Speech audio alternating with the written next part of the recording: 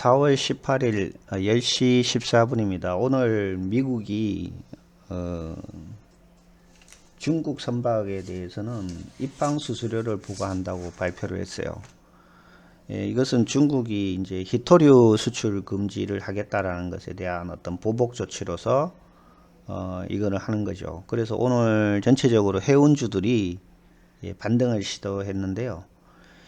사실 이제 이 해운주라는 것은 그 운송을 하고 그 수수료를 받는 회사잖아요. 그러니까 해운에 크게 영향을 미치는 것이 이제 무역량하고 관계가 많습니다. 그러니까 우리가 사실 이제 글로벌 경영하면서 그 자유무역이 되면서 운반량이 늘었잖아요. 그죠? 운반량이 늘면서 해운주들이 상당히 어떤 그 수익을 많이 냈었죠. 그런데 지금 돌아가는 분위기는 이 관세 때문에 보호무역 쪽으로 가니까 아무래도 이 자체적인 생산을 주로 해버리고 무역량이 줄어들 수밖에 없어요. 그러니까 해운주는 이 피를 보는 거야. 이것 때문에. 그런 문제들이 계속 있었죠. 그리고 또 해운에 영향을 미치는 게 이제 유가입니다. 유가. 유가가 이제 많이 오르면 해운주는 별로 안 좋아요. 그러니까 유가하고 이제 반대로 가는 건데 지금은 이제 유가가 이제 많이 사실 내렸잖아요. 유가 자체는 가스 가격은 많이 올랐지만 유가 가격은 많이 내렸거든요. 그러니까 해운주가 좋아져야 되는데 그거는 또 이렇게 생각해 볼 수가 있어요. 유가가 내린다는 얘기는 경기가 안 좋아진다는 얘기예요. 경기가 기름 소비량이 줄어든다는 얘기지. 가동률이 떨어지니까 기름을 많이 안 쓰는 거지.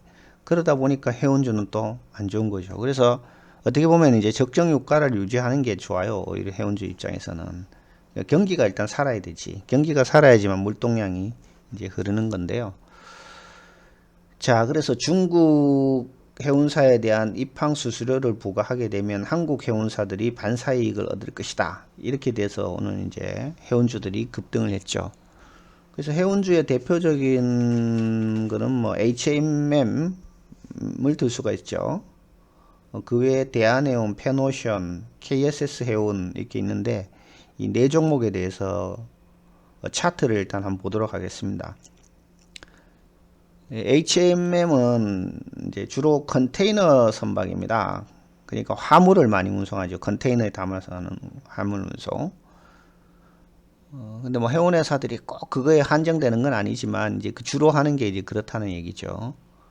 그래서 가장 큰 기업이죠. 우리나라에서 국적선사라고 볼 수가 있습니다.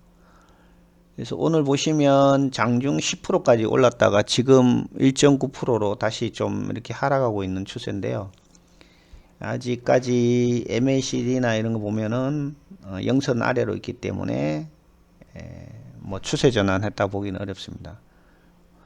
거래량은 오늘 조금씩 보는데 장 끝날 때까지 한번 두고는 봐야 되겠지만 상당한 어떤 이제 반등을 하려는 그런 움직임이 있죠. 외국인하고 기관 물량이 상당히 좀 있는 편입니다. 전체적으로 주봉을 보시면 굉장히 많이 내렸죠. 그죠? 사실은 한때 2020년도에 이게 2,000원까지 갔다가 5만원까지 올라간 가장 큰 대박주였죠. 1년 반 사이 동안에. 그리고 나서 2021년부터 내리기 시작했어요. 거의 한 5년간 내렸죠. 5년간 내리고 있는 이런 상태인데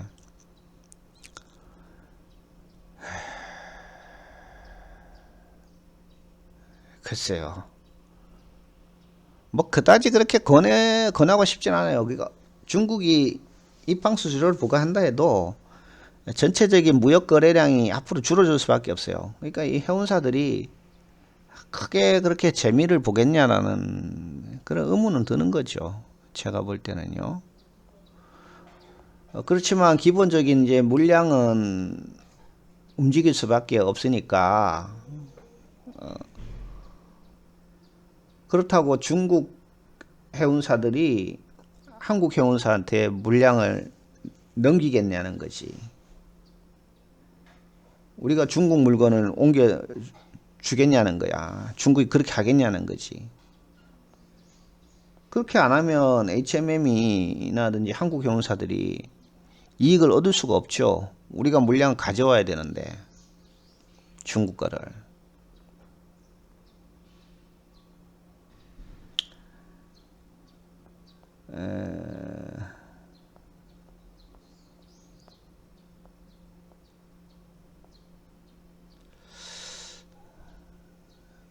그래서 부산항이 이게 이제 환적항이기 때문에 중국이 부산항까지는 중국 해운사들이 오고 또 부산항에서 미국으로 들어가는 거는 한국 해운사로 이렇게 환적해서 갈 수 있다.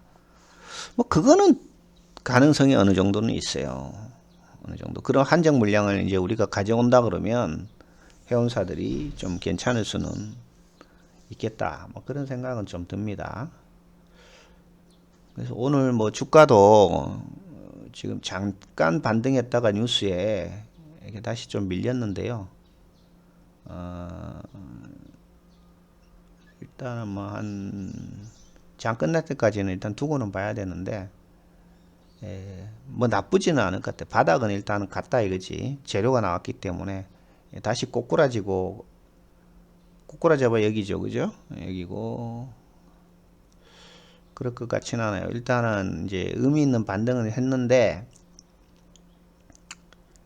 영선 아래 있고 추세적으로 완전히 무너진 주식이거든. 지금 이렇게 돼 있고. 그 다음 두 번째 대한해운은 이제 벌크선 위주로 주로 하고 있죠.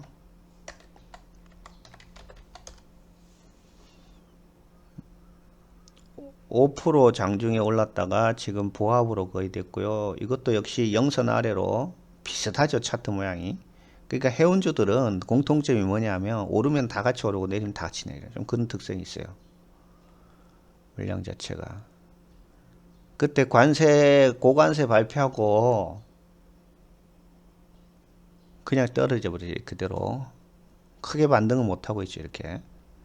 조선주들은 다 반등했잖아요. 근데 해운주들은 이 낙폭만큼 회복을 못하고 있는데 지금 이렇게 이제 후행 스팬이 이렇게 돌아서 올라가는 걸 봐서는 뭔가 반등을 시도하려는 거는 움직임은 있죠. 움직임은 있지만 아직까지 이 기준선 아래로 이 전환선이 이렇게 못 돌아서 이렇게 돌아 올라와야 되는데 못 가잖아요. 그러니까 좀 기다려야 돼. 이거는 아직까지는 멀었다는 거지. 해운주 자체가 업황 자체가 안 좋기 때문에 그렇고요. 그 다음에 펜오션이 있겠죠.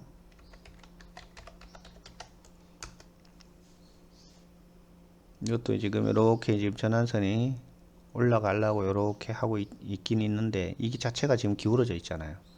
기준선 자체가 기울어져 있고 이것도 역시 모양이 영선 아래서 지금 마이너스 70 정도로 있다는 거죠. 그러니까 이동평균상으로 이 MACD라는 게 이제 이동평균을 종합해서 보는 거거든요. 이렇게 이제 올라와야 되는데 못 가고 있죠. 지금 상황이. 그래서 오늘 2.4% 상승 중에 있습니다. 이제 마지막으로 KSS 해운.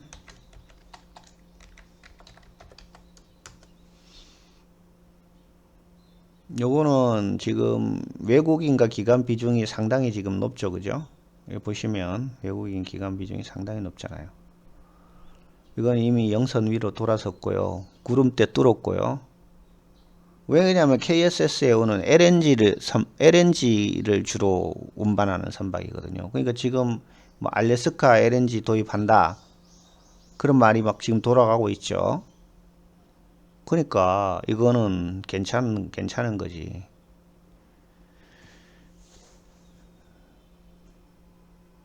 그 겹효제가 생긴 거지. 중국 해운사의 입항 수수료 부과하고 그 다음에 LNG를 우리가 알래스카 중동에서 알래스카 걸로 이렇게 바꾼다.